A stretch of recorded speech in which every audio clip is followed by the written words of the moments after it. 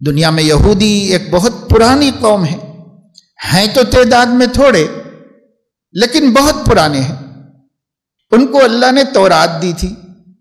یحرفون الکلم عن مواضعہ، انہوں نے تورات کو بدل دیا، قرآن میں اللہ نے نازل کیا. انہوں نے تورات باقی نہیں رکھی، بدل دی انہوں نے تورات، حکم بدل دیے، اپنے بھی داخل کر دیے اس کے اندر.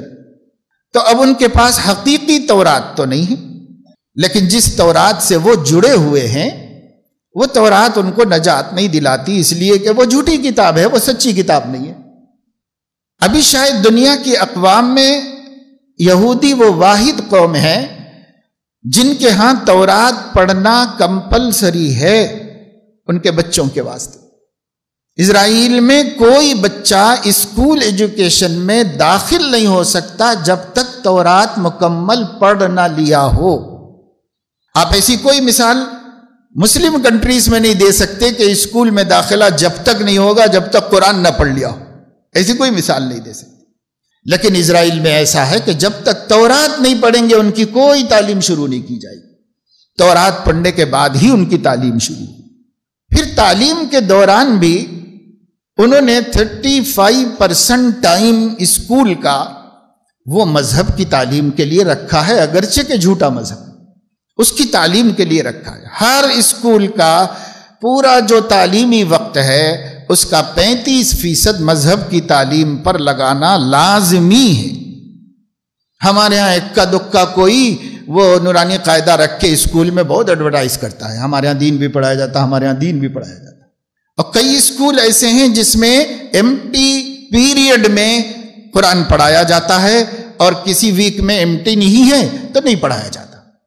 اور ان کے ہاں 35% ٹائم بچے کو پورا مذہب کی تعلیم کے لیے دینا پڑتا ہے، سرکاری طور پر، قانونی طور پر دینا پڑتا ہے. چاہے گورنمنٹ اسکول ہوں چاہے پرائیویٹ اسکول ہوں، سب کو دینا پڑتا ہے. ایسی کوئی مثال عالم اسلام نے ہمارے پاس نہیں. پچھلے دنوں چند برس پہلے ہمارے پڑوسی ملک کے جو بڑے خون خرابے کے بعد اسلام کے نام پر بنا اور جس کا نعرہ تھا پاکستان کا مطلب کیا؟ لا الہ الا اللہ، اس نعرے پر بنا ہے وہ. پاکستان کا مطلب کیا؟ لا الہ الا اللہ. بچے کی زبان پر یہ نعرہ تھا، بچے کی زبان پر.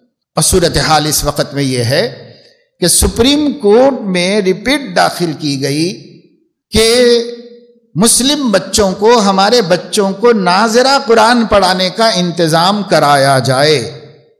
یعنی ملک میں بچوں کو ناظرہ بھی نہیں پڑھایا جاتا، قرآن دیکھ کے بھی نہیں پڑھایا جاتا ہے.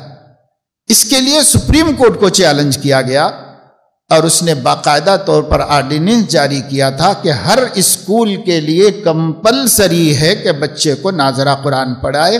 لیکن آج تک عمل نہیں ہوا، آج تک عمل نہیں ہوا اس کے اوپر. تو ہمارا حال یہ ہے.